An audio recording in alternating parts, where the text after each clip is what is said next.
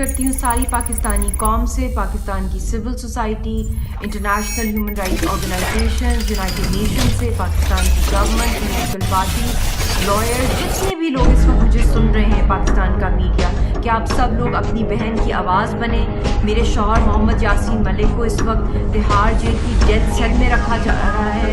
انہوں نے 14 دن کی بھوک ہڑتال کی ہے، جو ان کے ساتھ ٹارچر سلوک کیا ہندوستان کی انٹیروگیشن ان کی جو ایجنسیز نے، اور اس وقت ان کی جان کو بہت خطرہ ہے. ہندوستان کا ایک پورا منصوبہ ہے کہ ان کو مار دیا جائے.